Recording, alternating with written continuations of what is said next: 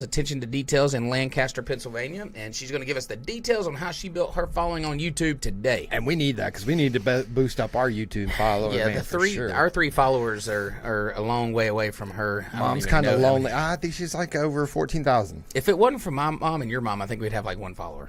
Right. That's Christine. So, guys, in addition to, of course, having Miss Chelsea on the show, we are also going to be bringing you our Hacker Hack. It's Friday. Gotta have Hacker Hack, That's right, man. And so this time, you know what we're doing? What? Going into the bedroom, and perhaps we're going in between the sheets. Oh, yeah, nice. Right. Love to be in between the sheets with you, Ryan. That's where I like to stay. That's indeed, and I don't blame you. So I think I know where you're going to this one on high spots. Okay, you do? Yeah. We might be checking out ceramic in high spots. So is that really? Yeah. When I think between the sheets, I think high spots. That's what makes me same for me, buddy. Okay, I'll see how I figured you guys stick around, you'll enjoy it. All right, so look, before we get to all that, because that's going to be a great show, we already know that we're going to kill it. I want to talk about something. All right. I want to talk about how hot it is outside. I want to talk about the weather, Ryan. Yeah, nobody's dealing with that. You guys aren't hot out there, are you, Billy Smith? Yeah. In Akron? Yeah, I mean, let's talk about it. Because right now, dude, it's burning up. And our podcast room is quite warm as well. We have to keep it quiet so you guys can hear the quality of our voice. And we sacrifice our air conditioner for you. So just keep that in mind. It is hot as hell in here. That's right, man. But anyways, no, seriously, detail shop. What do you do when it gets hot? You got to do something, right? You can't have these guys out there in the middle of the sun at 12 o'clock in the afternoon, can you? No, and not everybody has AC. You know, so like we detail really large boats, and we spend a lot of efforts in closing in our shop. But at the end of the day, some of these boats don't fit, so the doors stay open, air condition goes out, or we don't even have air conditioning. But if we had it, it would go out. Right. So we have implemented a few things that we do, okay. And these are going to be suggestions that we do here at our shop. But you guys feel free to comment on there if you got any other ideas and stuff, and let's just talk about it. So some of the things that we do here at the shop. First things first, fans. Yeah. And a portico. Sure. And I know Billy Smith was down at our boat show last year and bought one of the really large Cajun cooler. He bought one of those at the boat show, and I saw that in his shop. And, of course, we have a big portico here, and we have fans throughout the shop, but we don't stop there because you can only blow so much hot air around, right? Yeah. So we ran soaker hoses on top of the building. So we take the water out of our well, and we pump cold well water down the roof line, and it goes down the roof, and it cools the roof. So that's what the dripping was off the side. It's not just raining on the shop all the time. I thought you said it was the condensation from the AC unit. No. That's why. I'm a gullible boy. I believe everything. No, so we pump the water. Now, listen, guys, if you're on city water, you're going to pay out the nose for it. But we're well water, so we literally just pump the water up. Pump it down the roof. It gets hot. Like that water's like bath water when it reaches the ground out there. That's how hot that roof is. But it cools the roof, right? It sucks that heat off that metal, and it cools the roof, which helps us cool the air. That's pretty ingenious. Yeah, I mean, it works. Another thing that we do is a cooler full of water, bottled waters. Keeping them iced down, keep the guys hydrated. That's important, obviously. And not just the detailers get hot, that ceramic. It needs to be, at a fairly cool temperature, too. So you probably stick that in the ice cooler, too? We can. Yeah, we do. And it does help slow down the flash time, especially when it's hot and humid. Here in Mobile, we have the humidity to battle with the heat. Right. And that's what really makes that ceramic flash fast. So cooling that ceramic down does help a ton. And then, of course, we've actually changed the hours of our shop. Right. Tell me about that. Yeah, so this has been a trick. So we actually have the guys starting at 5:30, and we end at 2 or 2:30. I don't know when. It's 2 or 2:30. You hear that, Rob, from Delta Bay? Yeah, 5:30 it just got worse, Rob. So we start at 5:30, but here's a couple reasons why. First of all, obviously it's cooler. Yeah. And the body can acclimate to the heat at a slower pace. So it's one thing to start it if it's at 90 degrees when you start out of bed from 68 or 70 degrees to 90 versus 68 to 70 to 75 or 80. It's a slower transition into that heat. Okay. And so you're not near as hot as you're detailing. Your body kind of warms up to it, I guess. Yeah, and the hottest part of the day is at 3 o'clock. Sure. So now they're getting out of here. That's nice. And so it's important. So we had to do a few things, though, right? That doesn't just happen. Can't ask every car to drop off at 5:30. So a couple things we did. One is we reached out to the customers the day before and try to get at least one car or two cars for our car crews in that evening. Right. All right. Our QC manager still comes in from 7:30 to 4:30. Okay. That way he can greet. So he, when the cars drop off in the afternoon, he does the check-in. Yep. And then the customers can still pick up from 4:30 to 5 or whatever, That's right. And so he can he's go still with them, right, when they pick it up. Right. So that's just an idea for you guys. If you have to change your time, it's not, you don't have to change it for the whole staff. All the sales team still starts at 8 o'clock, 8 to 5 or whatever their hours are. Yep. But so their hours didn't change. Only the detailers that are working in the heat do we have coming in at 5:30. So there is some scheduling issues. There's some scheduling problems that we had to solve. Right. But man, it's so much better for the guys, and they love getting out of here at 2 o'clock or 2:30. 100%. I'm actually I've been talking with a couple, kind of like the one-man show detailers. Yeah, owner operators. Kind of, yeah. They're one of their solutions was literally work in the morning. Yeah. Take a big break during the day, and then go back in the evening. And he's like, man, I stay at my shop. Sometimes I sleep at my shop. Absolutely. Jamin Thomas, what's up? He's a killer, man. He's out there doing it. But and listen, you do what you got to do. Right. I mean, I remember going, when we were traveling a lot, doing the larger boats. We would go do, we would follow the sun. So the sun comes up on one side, we'd work on one side, the other side of the boat. Once the sun crossed over, we'd work on the other side of the boat. Okay. So we would work the boats in quarters. We'd start at the front, quarter away from the sun. We'd work that when the sun goes over, we'd work on the other side. And then the next morning, we'd just work our way down the boat that way, rotating from the sun. Because you cook out there, man. You'll cook. And then there's some areas that you're just going to die on. Yeah. There's nothing around. Yeah, up on the brow, these up on the brow? Yeah, so that's what it's called on the fishing boats. I mean, there's no way to hide from the sun. Right, you're just going to get cooked out there. But you make it quick. But you still it's do the quickest spot of the detail. Yeah, and so you do these things. I mean, obviously Gatorade. Another thing, they sell that Gatorade in the powder. Yeah, and you can do the igloo coolers, and it's really a concentrated Gatorade. That makes it helps the electrolytes, helps refuel these guys. Keeping them hydrated is key, man. You don't keep them hydrated. You do. We keep champagne around and beer. Yeah. I mean, whatever. Mimosas in the morning. Right. Beer after 12 for lunch. Got a little look from Jessica. You ain't found the champagne yet? It's in there. I got a fridge in my office. Go check it out. But so listen, guys. I know all of us are facing these things, and I wanted to talk about it because there are things that you can do. You don't just shut down the shop, just like everything else. We don't just it's a heat advisory, so we wave the white flag and shut the gate, and we're going to close for the day. We'd be closed all week long. I've gotten it. Yeah, every single day. That's not happening. If the sun landed on the earth, we'd figure out how to detail around it. Right. I mean, it's what we do. And so it's not just the rain that those mobile guys that are out there, they deal with the rain, and now they got the heat. Yeah. So how would you, what suggestions you got for them? For rain? Well, rain and heat, man, you just work around it, dude. That's what we did. If it's rain and you got an opportunity to wash, that's what you do is you wash the vehicle or boat. That's when we would do the wash outside. I mean, we worked around it. And here in Mobile, chances are it doesn't rain all day, like a lot.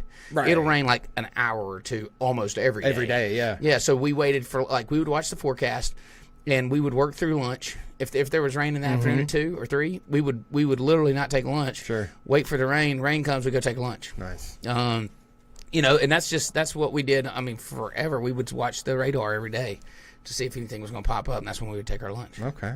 Yeah, I mean, you gotta find a way. Or if you're like my detailers, when I wasn't there, they would just eat lunch, then sit in the car in the rain in the air conditioner, cool down, ride the clock's what I think they call it. Oh, okay. Yeah. Pretty smart. Yeah. I don't know. Hence the fact that they're all in the shop now. Yeah, that's right. Okay. we're no longer mobile detailing. That's hilarious. That makes sense. Yeah, but that really happened. So, but no, guys, listen, it's hot as hell out there. Seriously, watch your guys, watch yourself. Stay hydrated. Don't kill yourself out here. There's ways around it. Put a tent up over the car, get in the shade.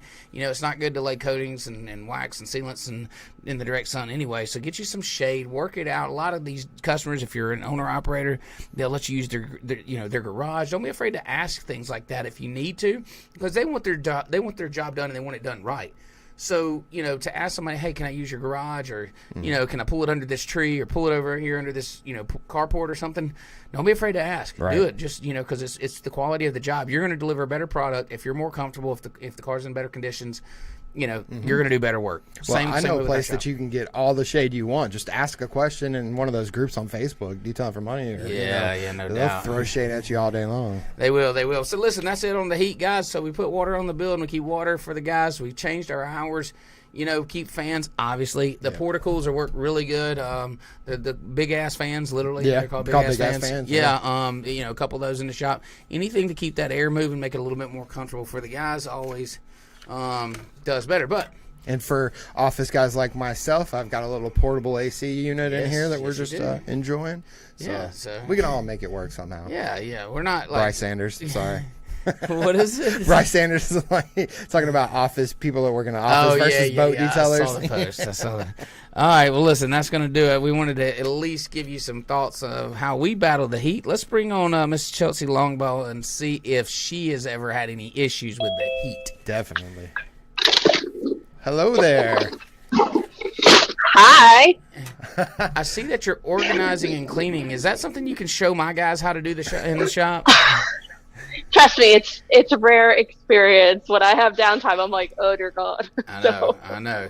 So we actually have, I don't know if you saw it on our schedule today, but I actually scheduled some jobs this morning that say detail the detail Yeah, shop. I did see that. Did you see that? I was showing it off yesterday. Ryan sees the schedule a lot, and because he shows our software up to the people, and so I put it on there so they wouldn't forget what I wanted. Right. The detail shop. Yeah, it's definitely something that is a work in progress for me. Go ahead.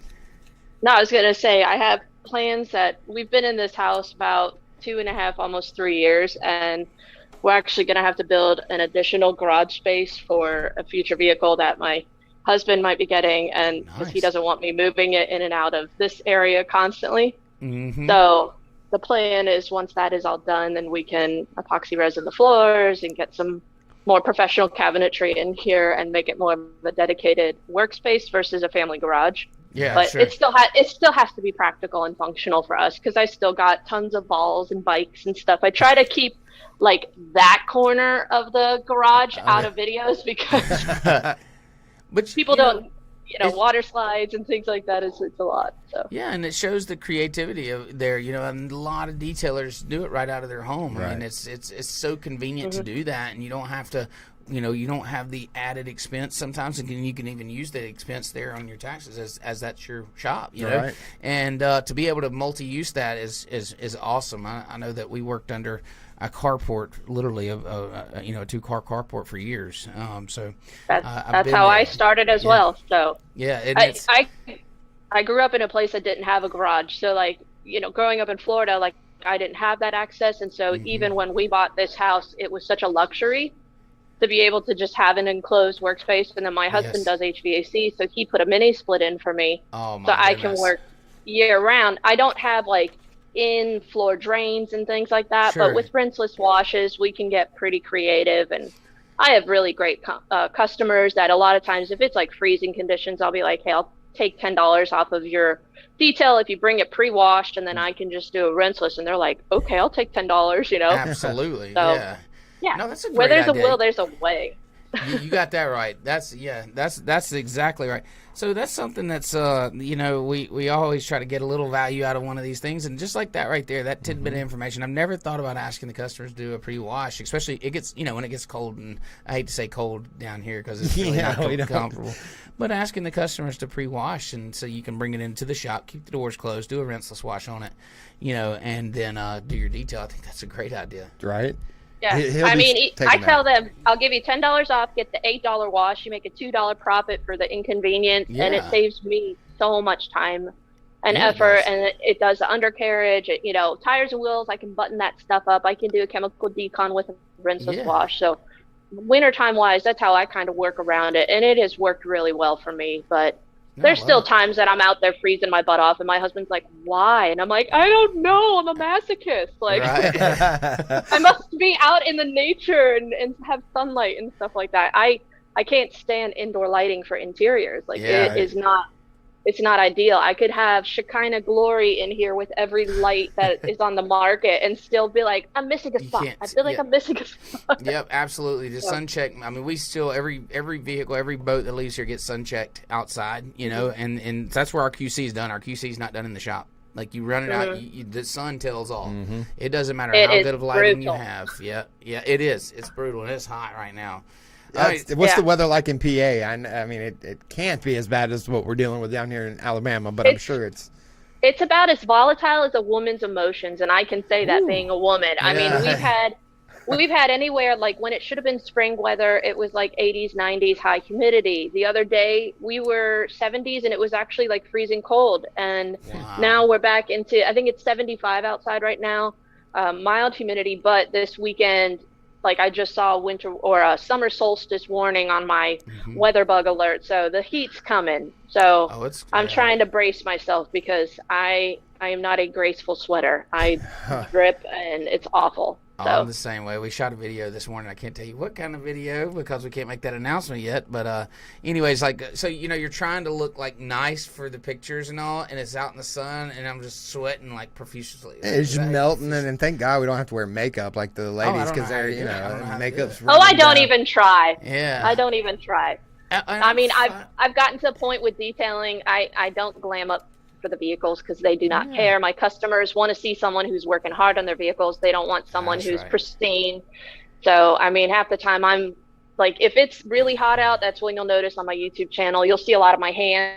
You won't see a lot of my face because I get like red-faced and nasty, and I'm just like hideous looking. So I come inside and my husband's like, "Are you okay?" And I'm like, "Why don't you go take a cold shower?" People would be unsubscribing left and right if they actually saw my face that way. We're trying to build the following, not run them off. All right, so welcome to the hand channel. Exactly. Hey, and there's probably a channel for that. I'm sure there's a channel for that. So look. Whoa. Let's keep it on these. Before we start talking about your story as a YouTuber, I do want to talk about the path that got you into detailing. Can you kind of, summarize it for us? Let us know, like, what it is that brought you into detailing, how that happened. It was kind of a combination of passion and necessity. I was a stay-at-home mom. My daughter was 2, my son was 5, and like I said, my husband did HVAC. He just started his own company this past year, but even working for other companies, things were a struggle financially. Like we were able to afford everything, but the idea of saving for future, a bigger home, because we had a 2-bed, 1.5 bath, and a carport.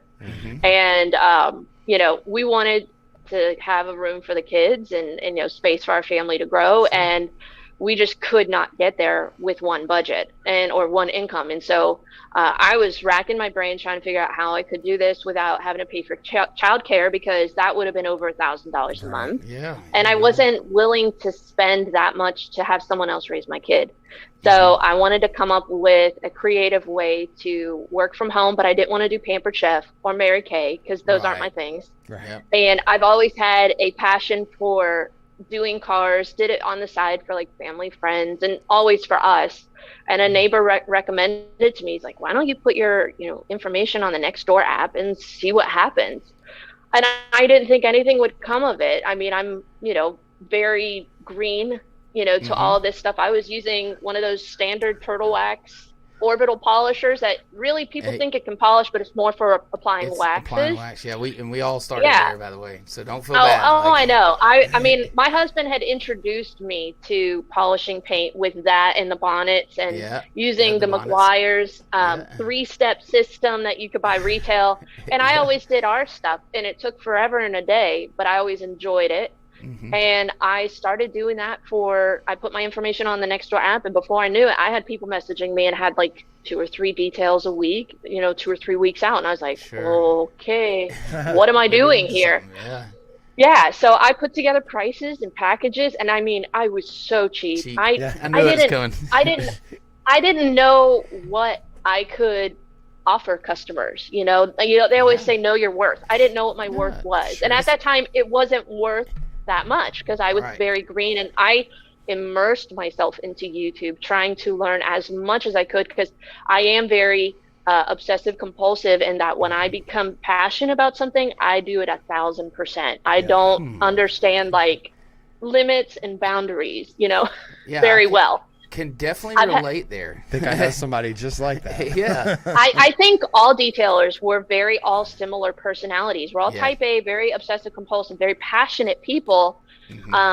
there's sometimes a little bit too much ego when it comes to that. And so humility is something that I think comes in time, with realizing that there's a lot that can be learned from other people, and that what may be a way, but not the only way. Sure. Yeah. But I just became obsessed with buying stuff and trying stuff, and finding people that were in detailing that could give me practical advice. Sure. And so I started, as many people did, just kind of the YouTube education and trial and error, and I think I was $75 for a full detail when I first started. Yeah. And then my second vehicle that I did was actually a Corvette, and I did a 3-step polish on that. I actually purchased the MT300 polisher and their 3-step system just for that vehicle. Wow. Spent 2 days polishing it and killing myself, and I think I made $225. Nice. And I was like, I can't ever do this again. I was so tired, and I was like, okay, doing the hours, and I'm like, that's not enough. Even if I was wanting to make $10-12 an hour, that was not enough. And listen, that's very common in our industry too. So just, don't feel bad. We all start out trying to figure out what it is, what can we charge? What are we worth? And it's real easy for somebody that's established, and I'm guilty of it too. I mean, we just wrote an ebook on how to, establish your pricing, and it's all you got to do is know your cost, and you don't know your cost. When you're starting out, you don't know what you need. You don't know what you don't know. Right. And that's where time and really figuring out your products and your processes is the most effective way to understanding your labor costs. And then being able to, I had someone give me advice that said every 6 months, raise your prices by 5 to 15% till you get to the point where you want to be. That's and I would say I am close to, I've been in this for 5 years. I'm close to where I want to be. And that's been following kind of that model, because I've been able to retain a lot of my customers that way. Yep. Instead of just price shocking them. And I get COVID, I get inflation. They've all been very understanding. And it has been able to weed out a lot of those customers that I probably wanted to fire along the way. That they brought their vehicle, and I'm like, holy cow, I don't want to do this vehicle ever again. So I try to tell people too, don't let your customers dictate your price, but let your price dictate your customers. Mm-hmm. And I think as you start to creep that up, you start to find yourself in a different clientele, especially as you really creep it up, and you can, that higher end, more disposable income customer. They expect great work, but it's a different level, and they're expected to pay a certain amount, and if they see that you're charging a whole lot less, their immediate assumption is that you're not offering the services that they're looking for if you're that inexpensive. Yep. And I've had a lot of people say that to me, you're that cheap, and I'm like, well, when you phrase it like that, I was thinking affordable, but when you say cheap, there's a whole different connotation with that. And there is. And that's where, notice I said inexpensive. Yeah. And it is a luxury service, and if you want to keep it affordable and cheap, that's where you're distinguishing yourself sometimes from a car wash to a detailer. Absolutely. And that's where you really have to ask yourself, what do I want to be at the end of the day? For me, I prefer quality over quantity. For some that works if they want to do the dealership route and they bang them out, and there can be great profit in that. There's no shame in choosing a calling in that way. You're just gonna have to have very quick, efficient processes that are probably a little bit more affordable. Yeah, sure. There's definitely a difference in production and then that high end. I was going to ask it now. So you said you did this for a hobby for a while. So when exactly did you actually turn that? Decide, okay, I'm going. This is going to be a business now, and it took honestly probably 2 or 3 weeks of me doing them on the side, and then the neighbor that actually was the one that had recommended to me, he's like, you probably want to become official, because if someone reports you, you could screw the pooch. And so I, registered for a business license. I got a business checking account, did business cards, went the route that you go as far as to establish myself on a basic level. I'm sole proprietorship. A lot of people said, sole prop or LLC. I think with the scale that I'm at, working from my home, it's been perfect for me. Yep. If I ever were to get to a shop, industry or something like that, then we definitely would change that. But it didn't take very long for me to become official. And then once I created the business, really honed in on my prices, packages, and that's morphed over time as my skill has progressed. Sure. To offering paint corrections and then ceramic coatings. And it's been a unexpected ride and journey for me to go from just trying to help supplement the income. There have been times that the business wants to force me to go full time. Like the amount of customers and the drive that this business has, there are times that I'm really having to intentionally press the brakes because I'm still a mom working from home. And I have 2 kids. My son Charles is 10, my daughter is 7. And so, you know, trying to put them first and still have a summer for them to spend time with me and not work. And then doing the YouTube thing also on top of that takes time. And so it's been a balance, but it didn't take long for me to start the detailing journey in my business. So I'm glad you brought up the YouTube channel. You know, this is on our influencer series, and we really want to focus our conversation towards that. And so, you know, I saw that your first video was Rotary for Beginners, right? Is that where like your YouTube began? I mean, did you have a following? Was you know, were you on YouTube doing any other thing, or did you just jump on there and say, hey, let's do it? I had been a part of the Dallas Paint Correction group when I first started, and Scott Bly, actually, I had been a moderator in that group, and Max Shine had approached me and a couple other detailers to be kind of a part of, I don't want to say like an affiliate program, but like, hey, we're going to send you free product if you do a review and let us know about it. And so I had been a part of that program, and so I had created the video for that. Sent it to some of those within the group there just to say, did I totally make a fool of myself? Like, what do you guys think? And they were like, no, like, do this. You need to do this. Yeah. And so I just had no idea what I was doing and just thought, for me, when I was starting out with detailing, a lot of times the people that were doing the videos were working on really clean cars, and they weren't really showing you, you know, hands-on real-world scenarios and how those products work, and everything was amazing. And so that's where I got caught up with trying stuff out and buying stuff, and then I would use it on a vehicle, and I'm like, this is not that good. And I was like, I really want to show what a product looks like in real-world use. For people, just to kind of demonstrate its capabilities. And so for me, it was more, I want to share my experience so that others can gauge for themselves, not, you know, just pressure someone to buy something for the sake of buying it. Right. And I've learned over the time, you know, I don't like to do negative reviews. That's not the type of person that I am. If I don't like it, chances are I don't do a video on it, and I just don't review it. Right. That's right. Now, No, I was just going to say, are you using, have you found that you now kind of use your channel to document your progress as, you know, as you've progressed in your detailing experience, as well as just helping out others? For sure. And I think if you were to go back, I started the YouTube channel like 2 years ago. You can just see the evolution of my business. And even I'm learning as I go. And so I'm sharing what I learn as I go. I mean, I've done a couple videos like Heart to Hearts where I polished a Corvette, and I was like, this is literally making me cry. It was so difficult. And I did a video like on the fly to be like, okay, this is what I'm learning. And this is, you know, if I can help with you. And I had an issue with a customer where I did some damage to his vehicle. And so I was like, I'm going to share like how I've handled this situation, because no one talks about that, and maybe I can help someone not freak out the way I'm freaking out right now, you know. And it's okay to cry, you know, when you screw up.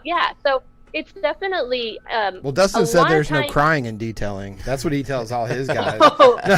When you're a girl, there's a lot of I cry just at a Subaru commercial, so listen, it could at some point every day there's somebody crying in my office. And I don't understand it, dude. I am a very empathic person. I'm very emotional, and so there have been many times that I have been in tears over a vehicle. Either I'm exhausted and I just can't do it anymore, or I run into something that I just don't have the skill set at that point in time. And fortunately, I have really great mentors that have always been available to, like, if I need a question answered, I call them up, they're there to help me. And that's weirdly enough I've become that for some people, and I never expected that. I've got people calling me all the time asking advice, and I'm like, okay, hopefully I'm not screwing you over. But when did you start seeing, your channel kind of, catch on? Yeah, like your influence catching on. I don't think it's ever been like one moment. It's been a slow, like steady growth. There are some people that they get overnight success and they get a viral video and it just takes off. Mm-hmm. I think because, and this is just my kind of assumption of things, I think because I'm a female doing this, it hasn't taken off the way some might expect. But it has in other ways taken off because I surprise some people that I'm a female doing this. But a lot of the people that watch me are males, but I have probably 85% of the people who watch my channel are not subscribers. Wow. I don't, for whatever reason, and I am also not the type that's like, subscribe and like, you're not smashing that like button. I hate that. I feel so cheesy and corny when I'm like, give us the thumbs up. So you mentioned the female aspect of it, and let me just tell you first and foremost, if I could have every detailer in my shop female, that's what I would hire, because they are absolutely better detailers. I've had a shop manager that was female, and women detailers as a whole are better than men, like night and day. There's no comparison. I have 2 right now, and out of 12 detailers, and I would have 12 out of 12 women detailers if I could. So there's that. Now I have a question for you. So when you're planning out your content, we when we do our podcast, we kind of have an outline. When we do our videos, we have an outline. Are you planning out that content, or are you just kind of winging it and saying, hey, here's what I do, and let's let this detail tell me where I'm going? Or do you actually plan out the content as you're creating it? It's a little bit of both. A lot of times my videos are very spontaneous. Now I do have like products, like people will send me products to review or test out. Sure. Like I have some that I want to do for Oberk or for Underdog or different products that I've purchased myself that I'm like, I want to review these to showcase these products. I know in the back of my mind, look for an opportunity to showcase these products. Not every detail does that opportunity come up. Like some, I don't even have the time to do a video because it requires just so much work. So I'm just like, we're going to pound it out. That's going to my Facebook page just to, kind of show before and afters. But if I have time and the opportunity arises, a lot of times it's just spontaneous. I am constantly fudging things and like stopping, having to edit that part out. Sure.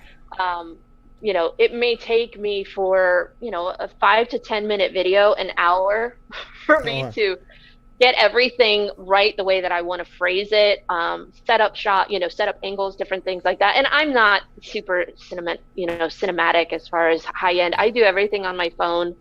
I shoot on my phone. I edit on my phone. I upload on my phone. So it goes to show you, though, sorry to interrupt, but there's a lot of detailers out there that say, well, I just don't have time to get pictures, and I don't have time to do this. We own a marketing company, and we're always asking for content from these detailers, and they're like, well, I just don't have time.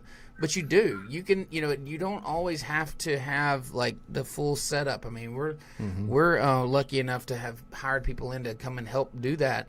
But yeah, it's like, as a detailer, you have time to set up a camera on a tripod or over on a bench and say hit record and just get some content, right? That's it. Yeah, I even did a video where I shared my setup a while back ago for YouTube, but it's something as basic as a phone grip with a tripod. And I mean, I don't even have a microphone. I've tried like, I think 5 or 6 different microphones and none of them really work properly. No, they're tough. So I just stay really close to my camera. So I've been doing a lot more voiceovers lately because even as kids and life just gets in the way, I do a lot of time lapses. When I watch YouTube videos, I get really bored with the ones that are just straight time, sitting there. I'm like fast forward and like get to the point. Yep. So I've been doing a lot more catering it to how I would want to watch it. Just a lot of time lapse. Like, let's just cut to the meat of this video and show you the products at work, do a quick voiceover, add some cool music. Although they've been hating me lately with music. They're constantly taking away my monetization when I add music. So I'm like, So. Oh, that's right. How does that has that been beneficial? I mean, have you? I don't want to say have you made some money. No, let's ask it. Are you making money with your YouTube? I think that's a fair question. With with YouTube, once you get to 1,000 subscribers and 4,000 hours watched, you become, and within your first calendar year, you become monetized. And so I think I did that in 6 months. Oh, wow. That's great. And, got to that threshold. And then from there have been able to, and it fluctuates. A lot of it is very algorithm fed. The more you feed, I call it the monster, the more it suggests your videos to different people. And I still don't understand 100% of the algorithm, but yeah, it has been very nice. I mean, I'm not making thousands, maybe $400 or $500 a month. Supplemental though. It is supplemental. And then we've got Amazon affiliate links. That's been cool. Say hi to my husband. Hey, what's up, husband? He's just finishing up a job. We share the space for his HVAC business, so I try to work around that. Tell him down here in Mobile, Alabama, we could use a duck run into our podcast room because it's quite warm in here. So you want to pay for him to fly down there? I'm sure he would do that for you. Well, Alabama. At this point, we're down. Like he said, he's in. Okay, all right. We'll send the Cessna up. All right. So I got a question here. I'm a huge fan of the IDA, and I noticed that you build this following. You're very informational. Are you a member of the IDA, or have you ever considered joining the International Detailers Association? I am not a member. Okay. And I know I have a lot of friends who are in it, and they highly recommend it. But it's not ever been something that a customer has said to me, are you IDA certified? It's not going to happen. And so for me, it's just never been something that I have felt that I have needed at this moment. If I were to ever get to a point where I am doing more training, things like that with other detailers, I feel like it would be something to add value to my knowledge and certification and things like that, but it hasn't been something that has ever been a need for me. So, but I fully support it. Yeah, it'd be cool. And I can talk to some people about this. Is you review products. You review something. Like, how cool would it be for her to give a review? Like, okay, as an owner operator, maybe doing it on the side or almost full time but not quite. Where's the value at for the to join the association? You're a detailer. At the end of the day, you're a detailer. Whether it's 40 hours or 20 hours or whatever you're detailing, like that doesn't dictate whether you're a detailer or not. And should you be in the association? I think that there's some thought there that needs to be had as if I'm a part timer owner on a smaller scale. Is there value there, or is there an option for me to join and not have to pay the full premium or something like that? I'm going to talk to some people and see, because you got some committees that you're on with IDA now, right? And listen, the reason that I do it, and there's never been a customer that's walked into here. We have the patches on our sleeves. I seen what shirt I was wearing today. But the customers don't care.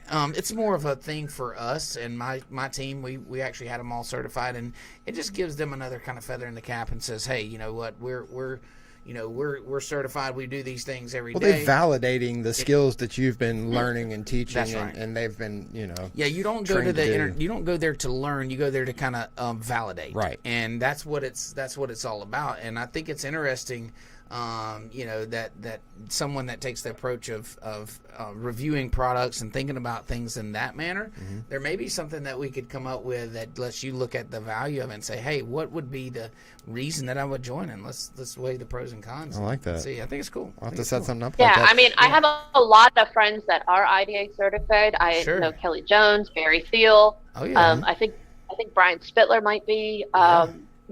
And I mean, those are all of my mentors. Those are people that I have looked up to since I started. And so they're, one, I'm pretty smart in who I choose as people that I look up to, but, you want to surround yourself with people who are knowledgeable. And it's good to know that there are people out there who have validated their skills. And those are the people that you really want to, follow in their footsteps. Sure. That's why they have trainings to show other people. But yeah, I mean, I would be interested in learning more about it. I'm not going to say no. Sure. It's just never been in my world a need, That's right. What are your thoughts on trade shows? I know we got SEMA coming up in November. Do you ever, or do you plan on heading up to Vegas for that show? Or do you do any of the other shows? I hope to. I actually just picked up my first sponsor with Car Supplies Warehouse. Yeah. And that is something that has been discussed as an option, especially just to connect with other companies and other YouTube creators and different things like that. I think SEMA is the pinnacle for a lot of people, just one, see cool products, but two, for really networking purposes. So it is definitely on my goal bucket list to be able to do. I think even Mobile Tech Expo, Southern Detailers Conference, those are all things that I aspire to be able to go to. It's hard with my husband having his business and my kids still being in school. And then if I take off, you know, because a lot of times the moms are the ones that are holding the fort down on the back end, although my husband is totally capable of doing that. I'm getting an evil eye. Like, he's totally capable of doing it, but I actually want him to come with me to those things because he's very much a car guy, and this world is so weird to him of detailing. Like, he's into the cool cars, but he doesn't want to know how they got there. No, I just want to drive it. I don't know how it's done. You know, I'm the person that we go to car shows and he's like, look at that engine. And I'm like, look at the swirls on the paint. They're using a California duster, you know? So we have two very different things that we appreciate, but he's like, I'm going to go to this tent and you can go to this tent at SEMA. But I want him to see this world and get a feel for it and get to know some of the people, because then I think maybe he wouldn't be so apprehensive while I'm always on my phone talking to strangers. He wouldn't. I mean, you know, when he gets out there and meets, I mean, there's so many couples that come in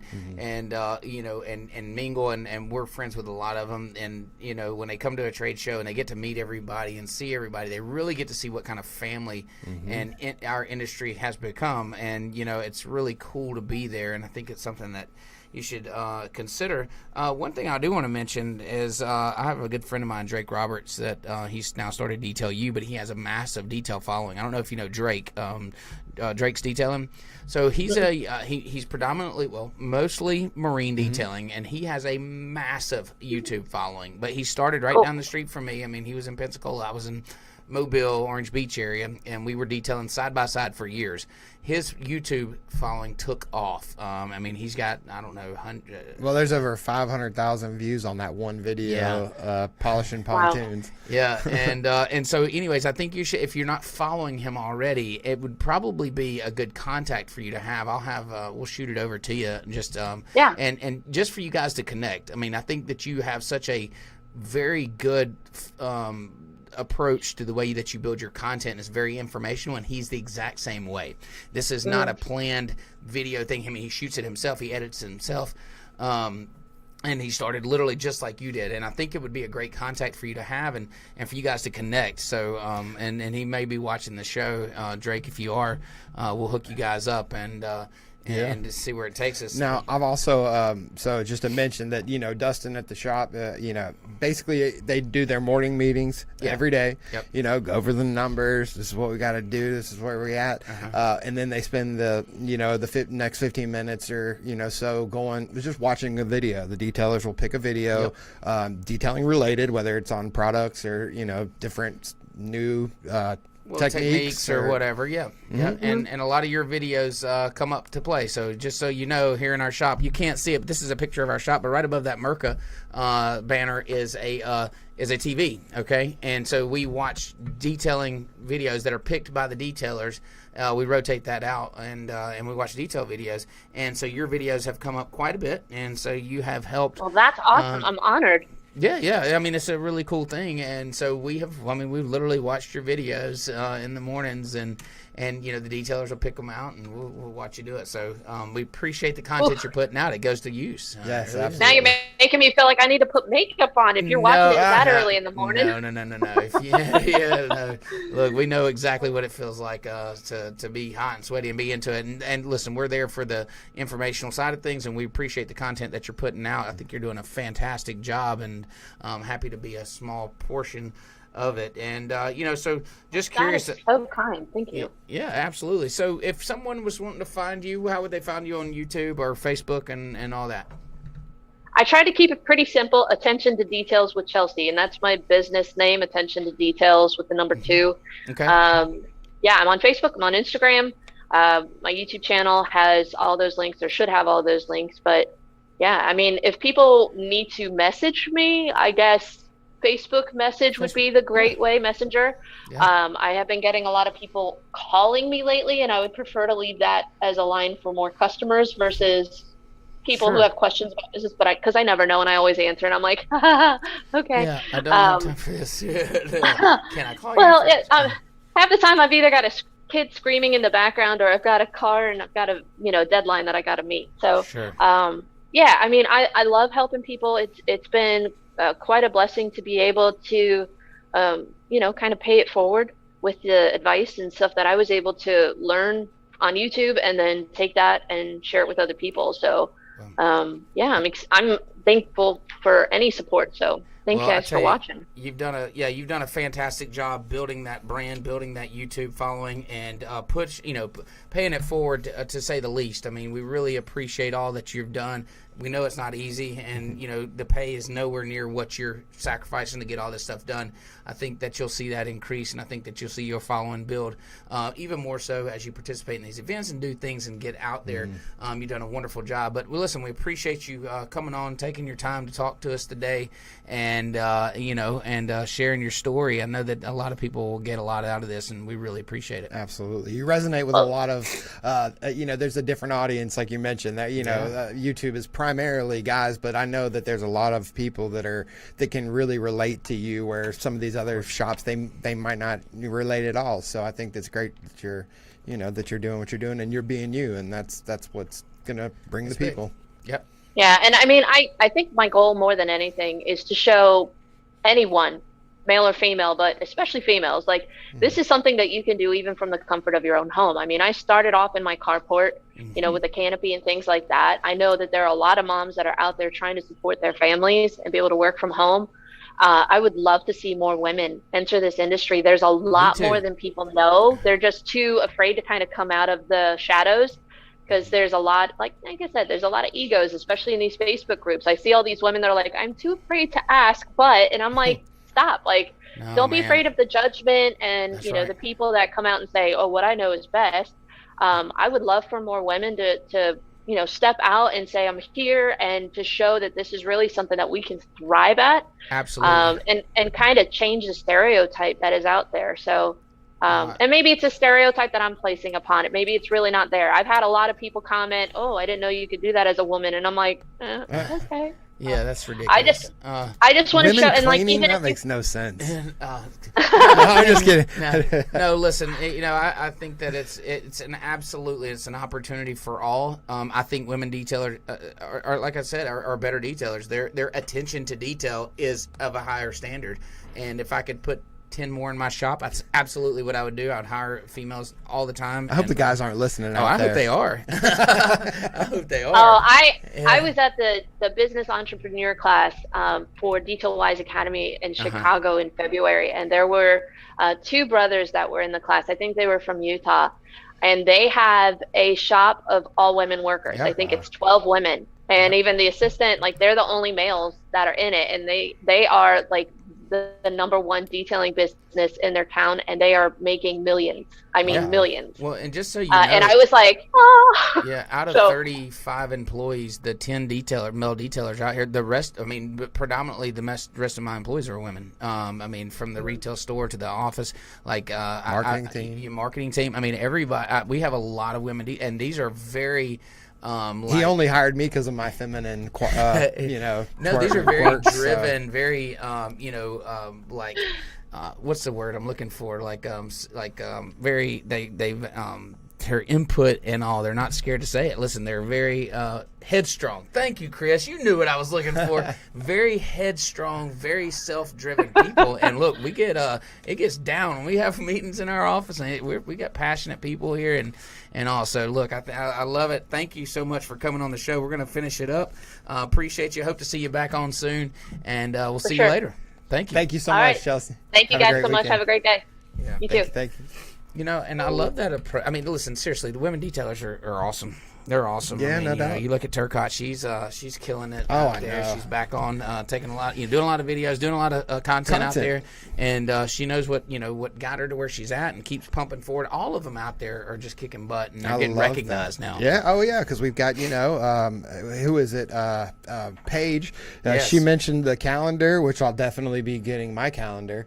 Did you see that? I Evans did see that, but I didn't know that was a thing. Yeah, really? she said they're shooting a calendar. That's awesome. And they're looking at doing one for, for their company as well. Oh, I love it. Yeah. We'll definitely support. So absolutely. Well, that's enough. That's it. What do we got coming up? All right, guys.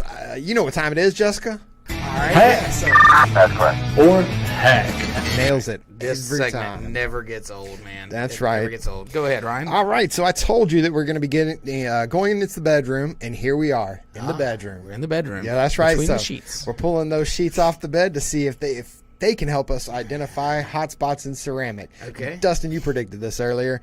This is just a variation of that poster board hack. There's a ghost in our shop. Oh. Okay. I see what we're doing here. Talk about it. So we're using the sheet to go down the black boat to identify high spots, and basically it's the white reflection in the dark color that would help them identify high spots, such as just like the poster board does.